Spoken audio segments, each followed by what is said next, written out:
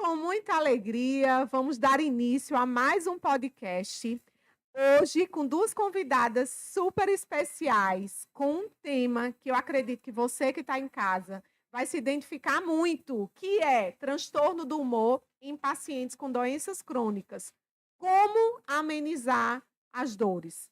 E aí, nada mais, né, nada menos, teria que ser realmente duas pessoas, né, que trabalham com a temática, duas pessoas especiais também para mim, que tem toda uma história, principalmente a doutora Luana, que tivemos a oportunidade de estudarmos juntos em algum período da nossa vida, e vocês vão se apresentar, mas hoje a gente vai ter a presença de duas especialistas, duas médicas, uma voltada para geriatria, doutora Bruna, que depois vai também se apresentar, e também doutora Luana, que é psiquiatra. Então, você que está em casa, fica ligado, preste atenção, porque hoje vai ser muito interessante a nossa conversa. E para começar, eu queria convidar a doutora Bruna para se apresentar aqui para nós. Tudo bom? Muito obrigada pelo convite. Meu nome é Bruna, eu sou médica geriatra, minha formação foi em Brasília, tanto da parte clínica quanto da parte da saúde do idoso. Hoje eu atuo também como preceptora da residência de clínica médica da Unimed e também sou professora da pós-graduação da APA. E agora, Luana, conta aí, Luana, um pouquinho da sua história. Quem é Luana na Tá bem. medicina? Tá, primeiramente, eu quero dizer a você, Raquel, que eu estou muito feliz por você estar podendo proporcionar esse momento da gente, por você, por estar aqui com minha irmã, porque ela não se apresentou como minha irmã, Mas mas é sua somos irmã. irmãs. É, meu nome é Luana Polari, eu sou médica psiquiatra, com formação aqui em João Pessoa mesmo. Preciso falar do currículo, como você falou. Enfim, mas eu atuo na parte ambulatorial, na parte das emergências psiquiátricas também, faço serviços de perícia, também sou preceptora de internato nas faculdades de medicina. Estou muito feliz de estar aqui com vocês hoje. Vocês não sabem a alegria, principalmente que vocês que estão em casa, que não conseguem, né, avaliar a minha alegria, principalmente facial, de ter essas duas queridas aqui comigo nessa tarde. E aí depois, né, da gente conhecer um pouquinho, né, da história de cada uma, porque tem muita coisa que não dá para contar por aqui. Mas, né, a gente queria realmente hoje conversar um pouco sobre essa questão do transtorno, né, de humor. Para mim, que sou fisioterapeuta, eu consigo ver, meninas, isso muito forte na prática. Principalmente porque, né, eu estou como fisioterapeuta, mas também sou, né, professora de estágio do curso de medicina, e a gente trabalha muito com a questão de visita domiciliar. Então, quando a gente chega para fazer uma avaliação, né, multidimensional do idoso, a gente se depara muitas vezes a associação de uma doença crônica com o transtorno de humor. E para isso, né, eu queria entender, e que quem está em casa também pudesse entender um pouco o que é transtorno de humor, né? Porque a gente sabe que muitas pessoas confundem transtorno de humor, inclusive com outras, né, afecções, com outras condições que não são, né, transtorno de humor. Então, eu queria que vocês pudessem nos explicar melhor, né, o que são transtornos de humor. Tá. Vou tentar explicar de uma maneira bem rápida e simples, para que todo mundo possa compreender. E o transtorno de humor, falando especificamente hoje dentro da nossa temática hoje da depressão, que é um dos transtornos de humor, não existe só a depressão como transtorno de humor, mas a depressão é o mais conhecido e é o mais e hoje é o que a gente vai tratar especificamente sobre isso, né? Então, a gente na verdade, a gente fala, quando fala em depressão, a gente tem que entender que é um conjunto de sintomas que o paciente, que o indivíduo vivencia na maior parte dos dias durante pelo menos 2 semanas. Então, tem que falar isso porque isso já diferencia de outras condições, né? E o que caracteriza esses transtornos de humor, no caso, a depressão? Seria, no caso, uma tristeza, uma perda de prazer ou de interesse em coisas que antes lhe davam prazer, né? O que a gente chama de anedonia. Eu vou procurar falar não em termos técnicos para Sim, que todo sim, mundo possa sim. entender, tá? Uma irritabilidade excessiva, distúrbios do sono, que pode ser uma insônia ou uma hipersonolência, um sono exagerado, uma tendência ao isolamento. Tudo isso são sintomas que a gente pode observar no transtorno de humor, na depressão, e falando especificamente de idosos, a gente observa muito, um sintoma bem comum são as disfunções cognitivas, né? E assim, a gente, né, encontra muito lá na prática, Bruna, e aí você também, né, que está dentro da geriatria, se pudesse trazer um pouquinho, né, dessas alterações voltadas também para a pessoa idosa, visto que as doenças crônicas a gente pode encontrar em outra faixa etária, mas assim, é na fase idosa, né, é durante realmente os 60 mais, que a gente observa a maior prevalência dessas doenças crônicas. Então, tenta trazer também, né, esse olhar desses sinais, voltados para a pessoa idosa. A pessoa idosa realmente apresenta o que dentro dos transtornos de humor? Então, a geriatria, na prática clínica, a gente vê que o idoso ele perde muito o prazer nas atividades que ele antes realizava e hoje não consegue mais, porque perdeu a funcionalidade. Seja porque perdeu cognição ou seja porque perdeu a parte motora. O choro não é tão presente quanto é no paciente jovem. Sim. Eles são muito enrijecidos, até porque são patriarcas, matriarcas, e não querem Demonstrar. demonstrar. Isso é fraqueza. Uhum. Para a geração do sexagenário, do octogenário, do nonagenário, às vezes até centenário. Uhum. Então, Isso. Então, para eles falar que perder o prazer com a vida, se sentir inútil, né, achar que a morte é a melhor solução para a Uhum. vida, isso é muito difícil para ser falado em consultório. Mas esses são sinais bem importantes que a gente vê na geriatria. E de cara, assim, só com a expertise mesmo, né, com a nossa experiência, a gente nem precisa continuar a conversa que a gente já percebe.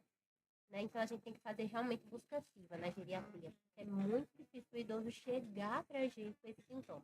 Com essa queixa, Com né? na verdade, uma queixa. Uma queixa. A gente que é jovem, a gente tem Uhum. buscado mais a saúde mental, quando a Uhum. gente se percebe triste ou que tem algo diferente.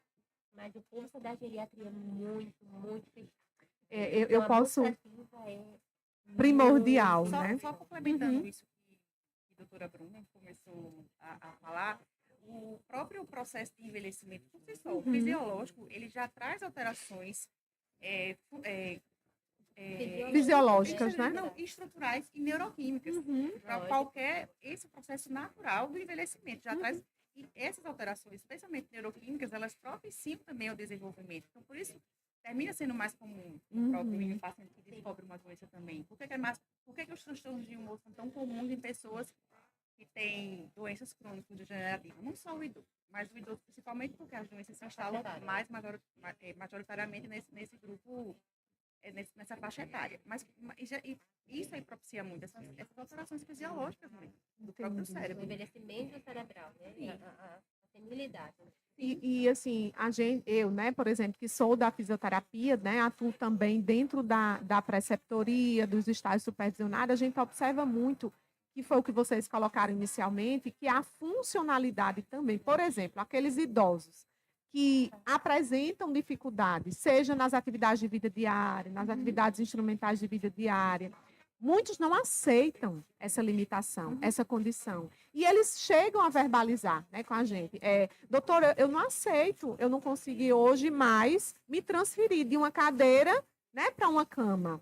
Eu sinto falta de quando, por exemplo, eu conseguia fazer isso sozinho. Para mim é muito difícil. Eu me sinto muito triste. Então, é um aviso, né, e um recado que a gente, hoje também, o nosso intuito é esse, de levar a conscientização também a outros profissionais de saúde, aos familiares, aos idosos que estão em casa nos assistindo, que se perceber, gente, qualquer alteração dessa que foi colocada aqui, né, pelas doutoras que têm tanta experiência na área, a gente é um sinal de alerta e a gente precisa dar atenção. Ah, papai não era assim. Por que agora papai está assim?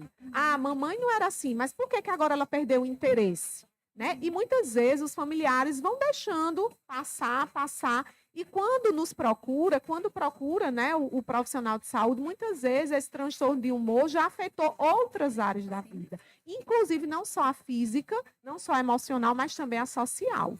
Né? Então, muitos deles já começaram a se isolar, não querem mais sair de casa. Então, isso mexe muito, né? Dá uma longevidade ou uma qualidade de vida ao idoso de forma ruim, que poderia ter sido evitada, né, desde o começo. E aí eu queria entender melhor, né? Existe uma diferença entre a tristeza reativa e a depressão clínica? Sim, com certeza, não apenas nesse contexto do idoso ou de uma doença crônica, mas existe sim. A gente precisa entender que a tristeza, ela é um sentimento que é natural do ser humano. A gente precisa entender que a gente vai vivenciar ao longo da nossa vida alguns momentos se sentindo triste. E até aí, tudo bem, né? Que algumas respostas a uma perda significativa, por exemplo, um processo de luto, uma ruína financeira, o próprio Até às vezes um divórcio, né? sim, Pode claro, que entra no levar. luto, que a gente caracteriza Isso, como um isso. processo de luto também, pode causar sintomas que se assemelham muito com o processo com esses processos depressivos. E aí onde está o olhar também da família de ver a questão da duração desses sintomas e o que você falou, que é também para a gente na psiquiatria, é o que a gente mais tenta observar. Se diante daquilo que o paciente está apresentando, se ele perdeu qualidade de vida e a sua funcionalidade, é onde a gente faz, onde a gente fecha o diagnóstico. Exatamente. Porque assim, é como eu falei, a gente tem um dia que a gente vai ter mais dificuldade. Eu sempre falo com meus pacientes, ó, gente, é normal, a gente tem um dia que vai ser mais difícil a gente pegar no sono, que a gente vai chorar, Que todo que a mundo gente vai se acontece com sentir. todo mundo, Isso, né? isso são Isso. sentimentos naturais. Mas aí, quando isso passa a atrapalhar a nossa qualidade de vida, quando isso se arrasta por muito tempo, quando isso faz com que a gente diminua a nossa produtividade, ou seja, a nossa funcionalidade fique realmente comprometida, aí sim, mas obviamente existe sim a diferença, tá? Mas é importante também que as pessoas entendam isso, que se sentir assim, por algum motivo, especialmente quando a gente está passando por esses processos de perda que são tão significativos, é normal, é natural que isso aconteça. E ninguém é robô. Mas se demorar muito, né? Principalmente Isso. 2 semanas, né, É. acima de 15 dias, e interferir na qualidade de vida, aí está Liga na o hora, alerta. né? Liga o alerta e está na hora já de começar a conversar, né? Com os profissionais, sejam da atenção primária, né? Isso. Seja da atenção, né, especializada, ou também, se for a nível hospitalar, também essa conversa ela Sim. pode acontecer, né? Só E para deve complementar acontecer. também, para a gente não se preocupar. Ah, eu perdi uma pessoa muito amada faz um mês. Não é para eu me sentir mais triste? Não, não é isso. Obviamente que você vai sentir triste quando se lembrar, vai ter sentir saudade. Isso também é normal, gente. Pra gente, onde eu volto a falar da funcionalidade. Mas aí, se nesse tempo que você parou de trabalhar, passou a não dormir, passou a não querer comer, aí sim é onde a gente pode iniciar uma intervenção, tá? Então, assim, mas você se sentir triste, ou saudade, ou quando lembrar chorar, isso é completamente normal também. Em relação ao público idoso, tem muito etarismo, né? Que é o Sim. preconceito com a idade. Ah, mas mamãe tá muito triste, mas é normal dos idosos. Ai, mamãe tem chorado. Ah, não, mas ela já é assim há 20 anos. Uhum. Então, assim, a gente tem que combater muito o etarismo. Não é normal. Vamos atrás, vamos tratar, vamos dar dignidade, porque é a história pessoal de cada um, né? E cada um merece e precisa ser tratado da maneira correta. Mas isso é muito comum, né? Sim, muito. E achar que é tudo normal, E a que o própria choro é normal, família, que a né? inutilidade É é o discurso normal. até, às vezes, da própria parte Sim. da própria Quando família, Dorme né? demais é normal, não come é normal, é da idade. Não, isso não existe. Vamos combater. Isso, inclusive, é o discurso praticamente de Diário. toda. A gente Diário escuta, do hoje eu já consultório. escutei várias vezes isso aí, de Normal. pacientes que chegam, de idosos que chegam, de familiares, que o próprio envelhecimento mascara sintomas depressivos. Mascara muito, que acha que é natural. E aí Não me é. fez lembrar, né, o quanto a gente está falando aqui, né, fisioterapeuta e 2 médicas, mas a gente entende que quando a gente fala de saúde mental, quando a gente fala de doenças crônicas, e corpo, mente, né, espírito, suporte Integrado. familiar, são tudo Sim, integrados, são dimensões, né, do ser humano. E aí me fez lembrar, né, a importância também, né, não menos importante, do psicólogo, né? Uhum. Essa questão da dor física, por exemplo, a relação da dor física com o corpo, a relação da dor física, né, com o aspecto realmente da saúde mental. Como é que vocês, né, vê essa questão da dor física o tempo todo surgindo, seja por uma artrose, né, seja por uma osteoporose, que muitas vezes é silenciosa, mas em algumas situações pode gerar dor, seja por uma bursite, essa relação, né, da dor física, né, com as doenças crônicas, pode afetar o aspecto da saúde mental? Nossa, muito, afeta muito. Porque até uma coisa que você já abordou aí. A pessoa que tem uma dor crônica, que vivencia isso, ela tende a se tornar mais dependente de luto. E aí surgem aqueles sentimentos de desvalia, até de culpa, de estar se sentindo um fardo para o familiar, para o cuidador, e aí o que acontece? Ele se isola. E aí todo esse contexto favorece ao surgimento, obviamente, de eventos depressivos, sim. Não é só isso, obviamente, há que tem que haver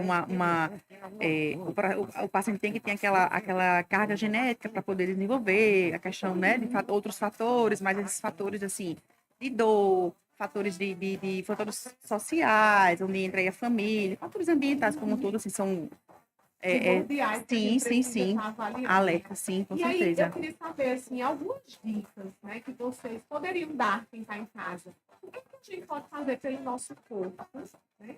Entendendo que é tudo conectado, né? Sim. E que a gente, mas assim, a gente precisa olhar para o nosso corpo para evitar, inclusive, tudo isso. Tá. Vocês teriam algumas dicas que vocês podem nos dar em relação ao cuidado do corpo para, né, diminuir os impactos na saúde mental?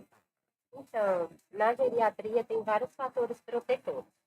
A gente pode orientar nossos pacientes, né, a ir no nutricionista para ajeitar a dieta, né, ter uma dieta balanceada, Evitar perda muscular. justo, uma nutrição proteica, né, efetiva, porque a gente sabe que a sarcopenia realmente ela é muito danosa, né, você que é fisioterapeuta.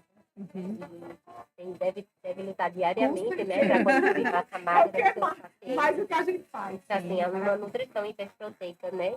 Lógico, né? Dentro dos limites, né? Pensando no meu paciente que é geriátrico, que é renal crônico, também tem que ter cuidado. Então, por isso que tem que ter o nutri pertinho. A equipe multi é extremamente importante, né? O geriatra ele não trabalha sozinho. Ele é uma cerejinha do bolo, mas, assim, a construção é diária e é com a equipe multi, eu sempre falo isso. O médico, justo. Aí, além da nutrição, a questão do sono adequado, né? De você conseguir dormir bem é um fator protetor também. A questão do fisioterapeuta, como a gente falou, a questão da construção da massa magra, para não se quebrar, a questão da funcionalidade. E, lógico, né? Assim, um acompanhamento médico, né? Seja por psiquiatra, seja por psicogeriatra, né, para auxiliar esse doente ou o paciente jovem, né, para que ele possa realmente ter um segmento adequado. Eu queria falar só mais de uma coisinha, que eu acho que é um dos maiores consensos na medicina hoje em dia, em qualquer área, para qualquer tipo de doença, qualquer tipo de transtorno mental, que seria a prática precoce de atividades físicas, né? É um fator um fator protetor. Isso, assim, acho que é um dos maiores consensos da medicina é a prática de atividade física. E quanto antes se começa, melhor. Então, A gente tem acompanhado, eu que sou da área, né, da gerontologia, a gente acompanha muitas reportagens, muitas matérias recentes, né, saindo, inclusive de benefícios que já são comprovados cientificamente. Por exemplo, quem ganha massa muscular, quem faz musculação, vai ter benefícios não só cognitivos, mas físicos, né? Menos doenças crônicas, menos doenças cardiovasculares. Menos risco de queda. Menos riscos de queda. Então, assim, já se tem isso. Então, você que está em casa, né, que está nos escutando, como é importante, independente da idade que você esteja, sempre é hora, gente, de começar a atividade física. E assim, a gente pensa, né? Eu não tenho como ir para uma academia fazer musculação. Comece em casa. Comece fazendo uma caminhada perto lá de casa. Se tem uma praça onde você mora, se tem algum lugar seguro que não vai colocar em risco, inclusive a questão do episódio de quedas, né, dependendo do local, comece do simples. E aí, né, vai se evoluindo. Então, hoje, né, a gente já tem muito claro aqui na nossa mesa, na nossa roda de conversa, que um dos fatores, né, protetivos é a atividade física. Sim. E a gente entende que através, por exemplo, 20 minutos de prática de atividade física, a gente já consegue liberar, por exemplo, um hormônio que é tão importante na saúde da mulher e do homem, que é a endorfina, né, que é o hormônio de bem-estar, o hormônio da felicidade. Então, a partir do momento que a gente faz alguma atividade física, a gente, além de trazer benefícios cardiovasculares, melhorar a circulação, oxigenação, a gente também vai trazer benefícios emocionais. Você que está vivendo, né, um processo de tristeza, você que aí está desanimado por alguma situação, começa também a praticar atividade física junto com tudo isso que já foi sendo colocado aqui, né, pelos doutores, pela doutora Bruna, pela doutora Luana. Então, eu acho que hoje vocês já saem daqui a pouco, você que está em casa, após esse programa, com muita coisa para ser feita. Né? Só complementando também essa questão da prática de atividade física voltada, as pessoas com dor tendem a achar que não podem praticar, mas há um consenso também hoje, eu falando isso, eu atendo muitos pacientes, jovens e idosos com fibromialgia, né? E eles há uma consciência coletiva que vai piorar a dor, mas inclusive assim há protocolos da própria reumatologia que também estimulam essa prática. E esse processo do se mexer, de se movimentar, enfim, é também um benefício no tratamento da fibromialgia. Então, assim, para a gente não usar isso como desculpa, porque realmente é difícil. Você praticar uma atividade física sentindo dor. Mas a tendência é que isso melhore, que diminua a dor e até melhore. E assim, até porque, Luana, você tocou no aspecto que é bem da minha realidade, né? Você que também já estudou na instituição, né? Junto comigo, a gente atendia muitas mulheres naquela época já com fibromialgia. Sim. E hoje, devido a esse mundo, né? Onde as mulheres muitas vezes têm tripla jornada, a gente vem vendo cada vez mais o aumento da fibromialgia em mulheres. 35 mais. Então, a gente é um público que a gente precisa ter um olhar também, né? Voltado para essa questão da abordagem de dor. A gente sabe que é uma doença, né, a fibromialgia, que tem várias correlações, inclusive com a saúde mental. Total. Então, quando a gente para, que vai escutar essa mulher, a gente começa a entender que muitas doenças, elas não têm raiz no aspecto físico, mas sim no aspecto emocional, no aspecto mental. Então, assim, já puxando o gancho para outra pergunta que eu acabei de ver que fizeram aqui, né, no nosso podcast, que é em relação a soluções, né, vocês. A gente já começou a falar de algumas dicas, né, de medidas protetivas, mas que outras medidas? Seja a mulher com fibromialgia que sente dor, que a gente já discutiu que essa dor, ela vai sendo, né, aos poucos diminuída com a atividade física, mas que outras práticas? E aí vai interferir, né, na saúde mental, no aspecto físico, vai trazer outros também profissionais. Vocês poderiam falar um pouquinho sobre isso? Eu acho que a busca do sagrado, ela é muito bacana e eu acho que a gente tem que realmente lutar por ela diariamente, né? Cada um tem o seu sagrado, seja um passeio, seja um passeio para a natureza, ou seja algo de espiritualidade mesmo, né? Uma crença, eu acho que a espiritualidade ajuda muito, né? Sim, muito. Uma coisa assim que eu vou até deixar para a Lulu falar melhor seria a questão da terapia, né, cognitivo-comportamental, extremamente importante, porque é um tripé, né, você faz o tratamento medicamentoso, a gente solicita para fazer atividade física e a terapia. Sim. Eu acho que um está ali relacionado ao outro. Na geriatria, a gente tem muita resistência com a terapia, porque eles se sentem, eles não querem falar, os sentimentos, imagina para um psicólogo. Me parece que, às vezes, para o jovem hoje é mais fácil do que para o idoso, sabe? Para se abrir essas gavetas que são de 50, 60 anos atrás. Da vida inteira, né? Da vida inteira. Sim. Eu acho que a terapia, realmente, eu vou deixar para não Isso, falar, mas eu acho que é extremamente protetor. Isso. A terapia cognitivo-comportamental, como você já citou, eu sou psiquiatra, né? Quem pratica a terapia. Assim, e isso, alguns psiquiatras que fazem uma subespecialização nessa parte de psicoterapia também podem, mas assim, a TCC, como a gente chama, esse tipo de terapia, ela já está assim, ela já é validada para a maioria dos transtornos. Na verdade, não só a TCC por ter mais evidências científicas de comprovação. Mas qualquer tipo de terapia, ela é um processo, eu acho, enfim, eu como psiquiatra, eu não sei o que seria da gente se não tivesse esse suporte. Porque, assim, muitas coisas, as pessoas querem, na verdade, também, as pessoas querem dizer que tudo é doença. Mas em muitos aspectos, são coisas que, como a doutora Bruna falou, que você traz dentro de si, desde lá, que formaram a sua personalidade, são coisas que não vão mudar você tomando remédio ou não. Então, esse processo de autoconhecimento, ele é essencial. Sim, porque você entender, justamente, onde a gente já poderia entrar até numa questão, no mundo da paliação, de entender sobre não a paliação em si, mas entender os processos da finitude da vida, entendeu? Entender esses processos que Tem guerras que a gente não vai Que não vai vencer. conseguir vencer. sim, que é faz normal, parte, sim, que é faz normal a parte. gente se sentir triste às vezes, sabe? Porque as pessoas hoje em dia têm aquela ilusão, e eu vejo muito isso na minha prática clínica, de pacientes, independente da idade, que começam um tratamento e, pelo fato de estarem tomando remédio, acham que vão acabar os problemas, que não vão mais chorar. Gente, isso não existe. Ah, doutora, eu tive uma recaída. E o processo da terapia, ele é muito facilitador nesse sentido.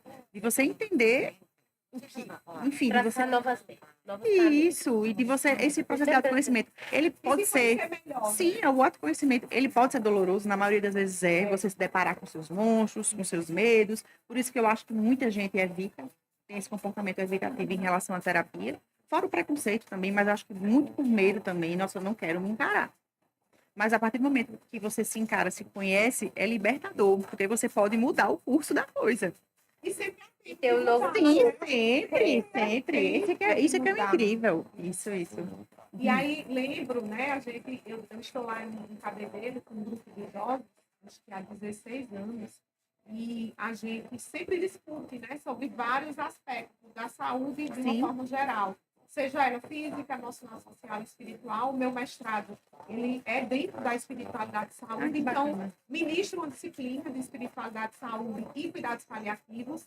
Então, falar de espiritualidade, para mim, é algo que vai muito além, claro, de evidências. É importante a gente ter as evidências Sim. científicas, mas o dia a dia, né, a gente observa lá. Sim, Enquanto propósito de vida, como a doutora Bruna colocou, ter propósito. Gente, as pessoas que conseguem hoje, né, definir, se conhecer, doutora Luana, como você colocou, o autoconhecimento, e ao mesmo tempo, né, entender o circuito de vida. Então, eu acredito que muitas vezes, por exemplo, algumas doenças ganham espaço na nossa vida porque às vezes a gente esquece quem nós somos, qual é o nosso propósito de vida. Então, a partir do momento que a gente sabe qual é o nosso propósito de vida, ou que pelo menos a gente conhece alguns caminhos que nos levam a esse propósito de vida, as coisas facilitam. Então, lá a gente trabalha muito essa questão da espiritualidade e muitas vezes não atrelada à questão religiosa. Então, por exemplo, gente, se para você,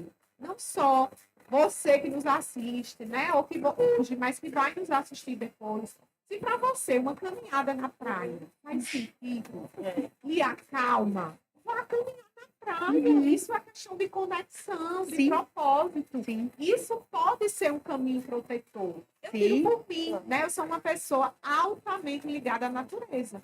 Minha filha sabe, né? Ela diz assim, eu já sei, mamãe deve estar estressada, porque ela quer ir para a praia. E ela diz, mamãe, por que você vai para a praia e não entra no mar? Aí eu digo, Maria Clara, o que me conecta não é o fato de entrar no mar, é o fato de olhar para ele. Né? Então, assim, a gente precisa saber o que é que nos conecta. Então, muitas pessoas levam a vida no automatismo e esquecem de refletir hoje o que é que conecta ela. Né? A ela mesma, aquilo que ela acredita, o sagrado dela.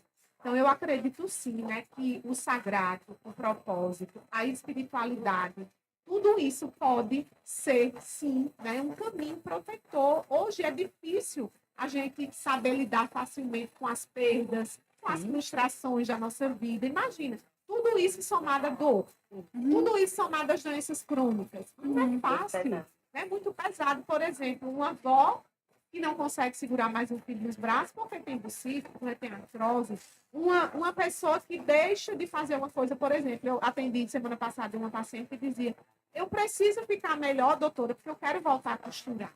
Porque costurar é algo que já faz parte de mim. São mais de 40 anos. É o sagrado. É o sagrado dela. Sim. Né? Então, assim, os profissionais de saúde também, agora é um alerta aos profissionais, a gente precisa ir muito além do diagnóstico. Muito. Né? A gente precisa ir além, a gente precisa investigar. Não é só a questão da artrose, no caso dela, ou de um bursite, mas o que é que está interferindo na qualidade de vida dela? O que é que ela gostaria de ter de volta? Que função, né? Ela gostaria de ter diálogo de volta? é muito importante. Esse diálogo é que às vezes muito fica importante. de lado, Fica porque de dá lado, trabalho. porque dá trabalho, porque, vamos dizer, leva um tempo a mais Leva, na consulta. Infelizmente, Porque envolve emoção. Envolve Tudo que envolve a emoção, emoção dá trabalho. né? E às vezes a gente não Custoso.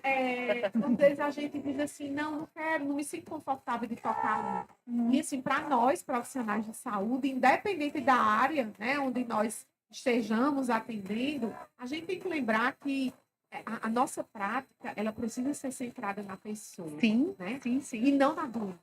Né? Então, a doença é mais um episódio da vida da pessoa. Sim. E faz parte dela e está tudo bem, porque todos nós aqui, ó, temos algumas limitações, sejam Sim. elas físicas, emocionais, espirituais ou sociais.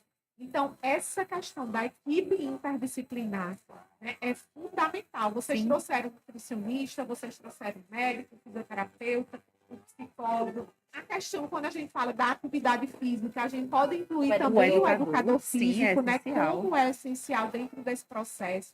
E a questão da espiritualidade, que pode ser uma figura religiosa ou Ou não. não. Né? É. Então, o exemplo que eu dei do mar. O mar me conecta. Eu não preciso utilizar a minha fé em nenhum momento. Né? Essa característica a gente compartilha, que é Isso. eu me conecto a mim e a Deus. Eu vivencio muito a minha espiritualidade através da natureza. Eu sempre falo isso. E eu sinto também. as respostas. Enfim, entrando um pouco na espiritualidade, né, nessa parte mais pessoal, mas eu tenho essas respostas de Deus, às vezes, muitas vezes que eu não teria se eu tivesse ido à igreja. Em outro local. Tenho através de estar em contato, do pisar na areia, de entrar no mar, de tomar um banho de cachoeira. Tenho muito também. E assim, as pessoas Temos. precisam se conhecer, né? Sim, O que é é que isso. eu gosto? O que é que me conecta? Porque no momento desse de dor, no momento desse de sofrimento mental e emocional, é aí onde a gente precisa resgatar, né, os pontos positivos, a nossa bagagem positiva e dizer, eu vou ali no mar, eu vou dar uma caminhada, né? Vou fazer uma caminhada. Isso Eu é a vou numa importância de igreja. se conhecer. A importância de se Tem conhecer, gente que não se né? conhece, que vive, Dificulta muito, sim, né? que vive no automático. Eu vou para minha religiosidade é na igreja, porque eu desde criança minha mãe me levava todo domingo. E não se permite Vivenciar outras experiências porque que conecta porque também, não né? sabe, porque enfim, acha que é só aquilo mesmo e é isso, mas porque você não se Não se conhece. conhece. E aí, Luana, doutora Luana, você falando sobre isso, eu lembrei de um colega meu que é psiquiatra também, que eu acho muito interessante, inclusive das postagens, quando ele coloca, e hoje ele já prescreve dentro do receituário, Sim. né, algumas medidas como essa que a gente legal. falou, né? Mas isso aí existe, inclusive. Eu acho Prontuário isso, afetivo. prontuário afetivo. Sim. Eu acho isso uma coisa Mas isso é uma prática, inclusive, que já está maravilhosa. sendo implementada pelo próprio SUS. A gente Olha chama aí, do tá SUS, a vendo? gente chama isso de banho de floresta. Olha, Enfim, eu não tenho muito, assim, eu estou falando pela minha experiência pessoal, mas já participei de alguns cursos e tal. Não tenho total, assim, informações sobre questões, assim, de onde já está sendo implementado, mas, assim, chama-se banho de floresta mesmo. Seriam essas medidas, Sim, em relação de à questão, bem-estar. sim, em relação ao contato com a natureza. Inclusive, alguns hospitais, em São Paulo, especificamente, onde as coisas acontecem, enfim, sim. né? Isso. Por exemplo, eles já valorizam muito essa questão de colocar, tipo, jardins suspensos dentro do hospital, eles estão mudando a estrutura, de colocar total. Se não puder ter, por exemplo, a própria Ambiente com muita planta, luz. mas fotos que remetam a ambientes naturais. Isso se chama banho de floresta. Tá vendo? Lindo. A gente muito sempre lindo. aprende. Por isso que eu amo esses podcasts, porque a gente sai daqui sempre com várias novidades. De colocar, por exemplo, canto de pássaros ou outros bichos para os pacientes ouvirem, para que eles... Eu trabalho já com isso e nem sabia que era, tá vendo? Aprendi hoje. Pois chama-se Já- banho de já tá floresta. acontecendo. Trazer mais o verde, o natural, porque isso, de certa forma, para algumas pessoas, Conecta. Conecta. Isso. e traz bem-estar. E aí eu lembro de um autor que trabalha muito essa questão da ambiência, né? No sentido da promoção da saúde. E a gente costumava levar muitos nossos pacientes, tirava de casa e levava para o mar, lá em Cabedelo. A gente tirava eles do ambiente Ai, que domiciliar, maravilha. né? E sejam pessoas, por exemplo, me marcou muito uma paciente que eu tinha com síndrome de Down. Ela tinha mais de 40, acho que ela tinha uns 48, 49 anos. E ela passava por uma labilidade de humor muito grande. E às vezes dificultava o exercício físico. Quando a gente tirava ela do ambiente de casa para fazer a fisioterapia no mar, na areia, Diferente. gente, era Mudava. muito diferente. Mas projetos como esse acontecem Olha aqui que em João legal. Pessoa também. Não sei se você conhece, ali todo sábado É ali no Cabo Branco, em frente à casa de até rampa de José. acesso. É isso, aquele projeto é lindo. Conheço. A professora Yara foi uma das pioneiras lá nesse projeto Pronto. e a gente vê o resultado. né? Sim, é incrível. A interação entre o aspecto físico e o aspecto Sim, mental. claro. E aí, continuando a nossa conversa, além, né, de trazer hoje essa importância da questão, né, da equipe interdisciplinar, eu queria entender um pouco o que é que vocês acham essa questão do papel da família. Ela tem papel importante dentro desse processo. Vocês poderiam falar um pouquinho sobre isso? Tem, total, a gente vê isso, assim, que o bom suporte familiar, a boa rede de apoio, ela é essencial para é um fator protetor para o desenvolvimento de tanto de processos depressivos, enfim, outras coisas assim, a gente vê isso, porque eu acredito que o idoso, até por tudo que a gente já falou, como ele se torna realmente mais dependente por suas questões, então ele tem essa necessidade maior, em algumas vezes, para algumas famílias, talvez pareça que ele é carente, mas há realmente essa carência também. E quando não há esse suporte, quando não há esse apoio, né, filhos que simplesmente deixam tudo nas mãos de cuidadores, quando deixam, né, porque a gente ainda vê famílias, acredito que talvez até você na geriatria, irmã, veja muito mais, porque está diretamente dentro da casa das pessoas, com muito mais frequência, vê isso, o quanto isso é adoecedor, né, enfim, de filhos que não simplesmente, quando deixam na mão de cuidadores ainda, mas tem uns que simplesmente somem, tem uns que simplesmente, o idoso, essas além de famílias toda, desestruturadas são assim, de tudo que passa, ainda tem mais um sofrimento, que é a sensação sim, do abandono, sim, né? sim, do abandono e às vezes realmente de pessoas, de filhos ingratos mesmo, que não, enfim, que maltratam, inclusive. Que muitas vezes não é só o aspecto, a violência física, né? Mas aí é o maltrato, quando a gente Sim, a fala negligência. negligência, né? A gente percebe isso muito também. Eu trabalho no Hospital Juliano Moreira e a gente percebe isso muito, muito comum também. Tanto pacientes que são mais idosos, né, que dão trabalho, eles não querem ter esse, como pacientes que têm transtornos mentais crônicos. Eu que estou lá em vários institutos de longa permanência aqui em João Pessoa, em Cabedelo, um projeto de extensão, a gente vê muito isso também com idosos, doutora Bruna. Sim. Essa questão, né, de muitas vezes eles olharem para a gente e dizer assim, meu filho me deixou aqui e nunca mais ele voltou, professora. Né? Então, a gente percebe que, além da tristeza, vem outros sentimentos, né, nessas pessoas. E a gente precisa trabalhar ações, estratégias para levantar, para promover, né, a alegria dessas pessoas. E aí eu queria entender um pouquinho, será que quando a gente fala de saúde mental, sempre tem que prescrever alguma medicação? A gente pode também, né, além dessa abordagem farmacológica, vocês sugerem outras abordagens além do que a gente já foi colocando? Então, eu acho que assim, a escolha da medicalização é individualizada, vai depender de vários contextos, de vários aspectos, né, de uma anamnese delicada que a gente faz no nosso primeiro contato com o paciente. Acho que não é todo mundo que vai ser medicalizado, mas sim, a grande maioria vai precisar. Como eu já falei, é muito difícil às vezes eles fazerem a atividade física que a gente propõe como um tripé da terapêutica por questões motoras. Às vezes eles são resistentes para a questão da terapia com psicólogo, então muitas vezes ficamos amarrados, né, com essa questão da medicalização, mas não é uma obrigatoriedade, principalmente em casos leves, né, claro. onde a gente vai tentar com essas outras medidas. Mas, na maioria das vezes, a gente precisa, sim, medicar e é algo que a gente tem que acolher, porque às vezes eles têm medo da dependência. Eu não quero fazer antidepressiva ansiolítico, porque eu não quero ficar dependente. Eles não entendem que não é uma tarja preta, né? Como, por exemplo, benzodiazepínicos. E na geriatria é 8 ou 80. É quem não quer usar nada e quem quer utilizar tudo. A gente não tem o meio termo, então é uma guerra diária. Mas na minha prática clínica acaba o que medicaliza. Na minha vivência também, na minha prática, para mim o divisor de águas é aquele que a gente já falou.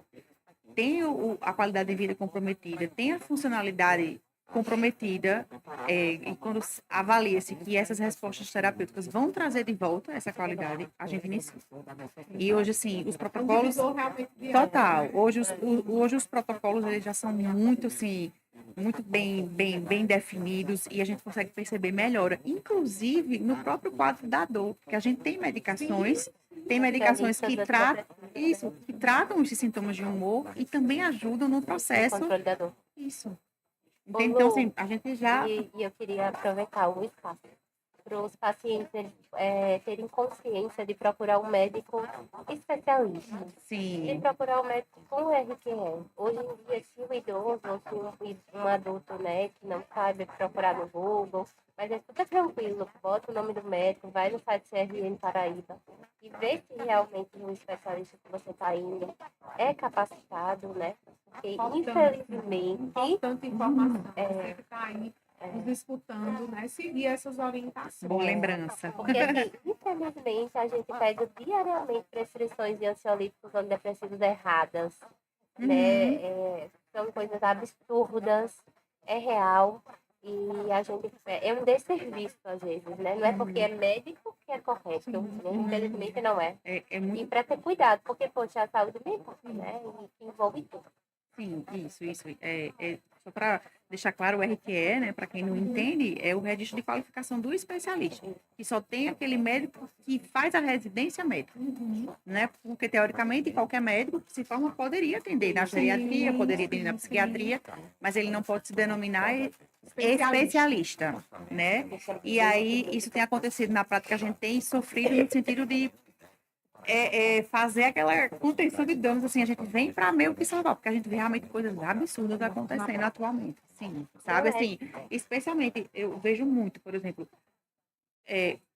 pacientes que chegam para a gente numa polifarmácia, que vem com, Gigantesco. aí vem com medicações que são manipuladas, com 3, 4 tipos de antidepressivos, misturados com analgésico, com anti-inflamatório não esteroidal. E aí a gente fica, nossa, bem na hora o paciente desse desenvolver uma úlcera ou uma insuficiência renal. Vida, Sim, né? e isso é muito grave.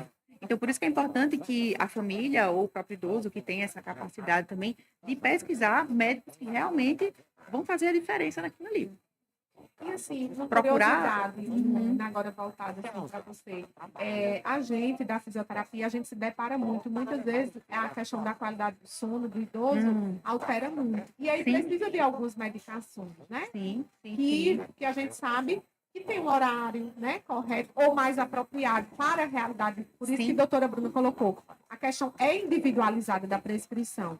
E aí eu queria que você pudesse falar um pouquinho, né, sobre isso, porque às vezes a gente vai lá, por exemplo, atender o paciente e a gente não consegue fazer nada. Por quê? Porque a medicação, muitas vezes, não sei se foi uma medicação prescrita corretamente, a dosagem correta, mas o idoso, ele fica muito sonolento e ele acaba perdendo função. No lugar de melhorar uma coisa, acaba interferindo em outras também. Sim, E aí, claro. qual seria a sua dica, né, para evitar essas questões?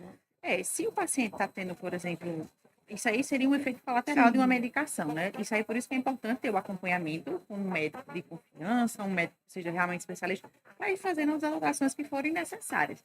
Não tem uma dica assim, não tomei esse, não tomei aquele, porque o que resolve para um, não resolve para outra. Isso, tem pacientes que tomam o mesmo remédio e não faz nem, vamos dizer, nem cosquinha. O paciente não induz nenhum sono. E com aquele mesmo remédio, o paciente dorme até meio-dia no outro dia. Então, isso é muito individualizado.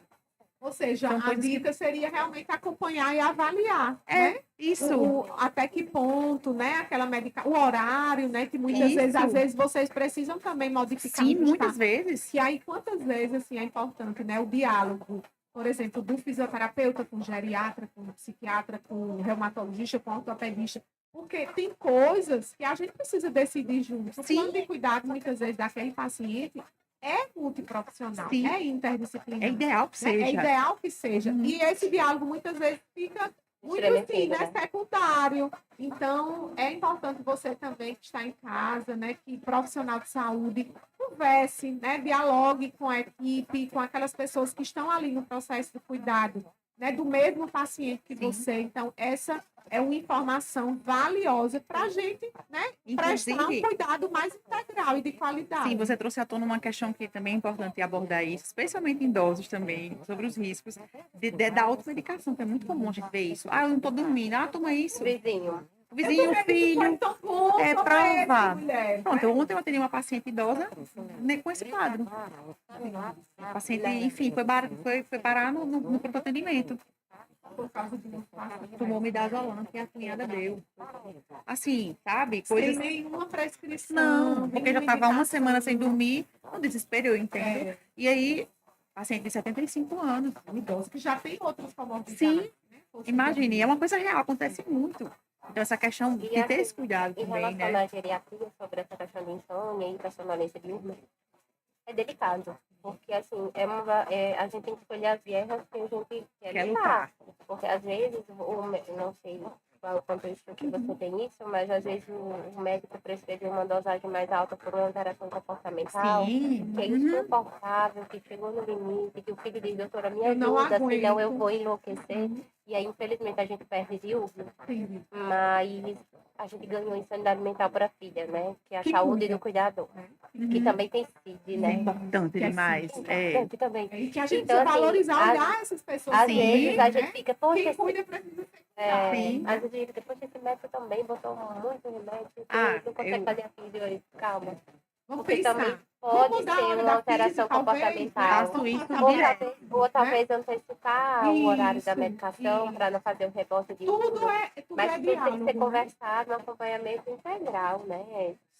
Porque Eu- realmente é individualizado, É sabe? muito Muitas individualizado. vezes, porque à noite tá todo É mundo delicado cansado, mesmo. ninguém aguenta Obrigada. mais. E aí um idoso, às vezes, com um comportamento agressivo, beliscando, Agitado, gritando. inquieto. E a questão do Muito sono, complicado. né? Todo Reparador, mundo precisa. ele coisa que impacta diretamente da saúde mental. Né? Sim, Posso tirar sim, o sim. período, quem é mãe, né, sabe, o período mais difícil da vida de uma mulher, talvez, é realmente nos primeiros, né, 12 meses, quando o filho da gente nasce, porque o nosso sono muda. É. E aí, por isso que muitas vezes vem os transtornos, Sim, né, sim, de sim. humor, transtornos mentais ligados à maternidade por uma questão hormonal, mas também por uma privação de sono. Sono. E aí, voltando para a questão dos pilares, né, do envelhecimento, voltando para a questão do envelhecimento, e aí, né, concomitantemente com a questão das dores, com as doenças crônicas, a gente não pode esquecer que a gente já tem outras conversas de outros podcasts.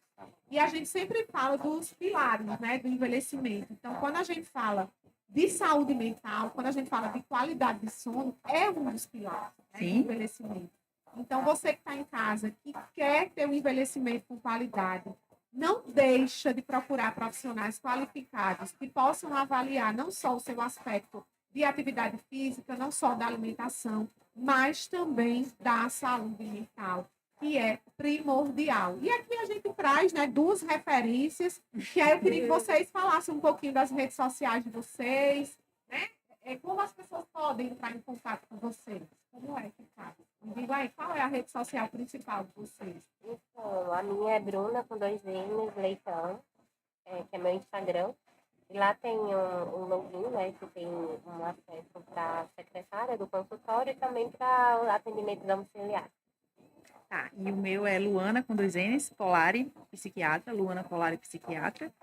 E da mesma forma, lá no link, existe um link na bio também, informando, né, os contatos, que já entram direto também, você pode marcar diretamente por um aplicativo que existe, ou falar com a secretária para tirar dúvidas, saber mais informações.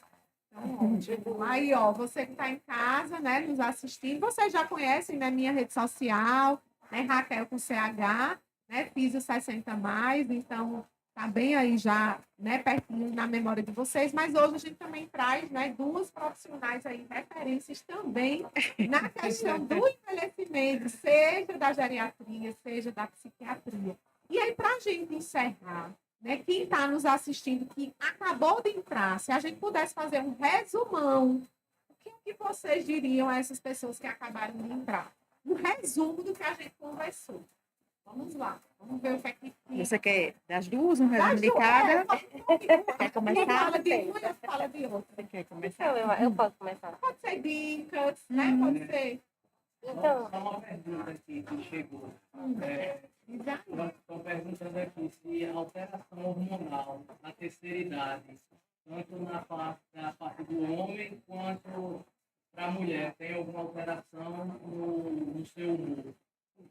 Então, com certeza, né? Eu acho que a mulher no climatério, o homem na andropausa, com certeza eles vão ter as alterações, até porque é uma baixa hormonal, né? É você se deparar entre aspas, na melhor idade que a gente, da geriatria hoje, não é a melhor idade, é uma idade de muitos desafios, né? Você se perceber não como você era aos 40, aos 50 anos, então, sim, interfere muito, né, na saúde mental. A andropausa, a menopausa na pele tem uma repercussão intensa e grandiosa, né? E realmente, se não tiver um bom, já fazendo um resumão, se realmente já não tiver uma boa base familiar, uma excelente rede de apoio, né, com filhos presentes, netos presentes, e lógico, um acompanhamento multidisciplinar também atuante, As para caso próprias. venha, a doença vem com força e fator de risco para demência, né? Já o link da Já geriatria levando para outro é tema. link, é link. E é A um próximo depressão, tema, a gente vai falar sobre demência, o né? Já link para a correlacionado. demência é o deprimível, né, Lu? Sim, sim, sim. Então, assim, ou a gente trata, ou é um cérebro que realmente entra no processo de senescência, envelhecimento, e a demência vem. Ela vem, ela não demora, ela é incidente e prevalente. É E aí, verdade. queria acrescentar mais alguma coisa, Ivone, do que tem, ou alguma dica para as pessoas que estão passando por esse processo? Só complementando essa questão das alterações hormonais que acontecem ao longo dos anos, tudo. O próprio climatério também é fator de risco para distúrbio do sono. É muito comum chegar. Doutora, eu sempre dormi muito bem, mas aí quando eu entrei na menopausa, eu passei a não dormir de jeito nenhum. É muito comum. Isso aí também é um divisor na vida de uma pessoa. E é comum quando chegassem mulheres na fase da menopausa, Muito. 50 mais, Muito com comum. esse distúrbio Muito. de sono, querendo entender Muito, melhor muito, E outra coisa que eu trago de boas novas também é que existem também dentro dos psicofármacos medicações que são indicadas para esses processos, que aliviam também esses sintomas. Então, você que ainda também não é idoso, mas que está na fase, né, dos 50 mais, 45 mais, e que já percebe essas alterações, olha aí, está na hora também de procurar um especialista, conversar sobre isso. Não tenha vergonha, né? Você, mulher que está passando por esse processo, faz parte, né, da nossa vida, enquanto que a gente vai passar, e que bom que a gente vai passar, porque a gente está envelhecendo. Então, isso é algo positivo. Então, se você começou a sentir tudo isso, começou a sentir que, além de um fator hormonal, está interferindo na sua qualidade de sono, no seu trabalho, na hora de começar a conversar com um profissional qualificado, que vai sim, né, te ajudar dentro desse processo. Meninas, foi uma tarde maravilhosa. Os ensinamentos, eu tenho certeza que não só aqui a gente aprende, mas quem está em casa, quem vai nos assistir ainda, né? O quanto a gente aprende, o quanto a gente se informa mais. E eu costumo dizer, todo conhecimento ele é muito válido, ele traduz em melhor qualidade de saúde, né? Melhor qualidade de vida. Então, que a gente possa ainda ter bons momentos como esse, né? Quem sabe, né? Numa mesa de cafezinho, a gente se estender aí pela vida, a gente fazia tanto tempo que tinha se encontrado, né, Luana? E que a gente possa ter outros momentos, né? Além de conhecimento, mas de contato contigo, porque faz parte, né? A questão do contato social com amigos, inclusive, é um dos pilares de envelhecimento, né? Essa rede de apoio, não só familiar, mas também de amigos. E aí eu já faço o convite para a gente se encontrar, né, em outros temas, porque é sempre muito bom ter pessoas, né, trazendo informações para nós. Então, desde já, muito obrigada. A gente que agradece. E você que está em casa, muito obrigada por ter nos assistido, nos ter acompanhado. E vai vir muitas coisas boas aí pela frente. Nos acompanha. Beijo, tchauzinho.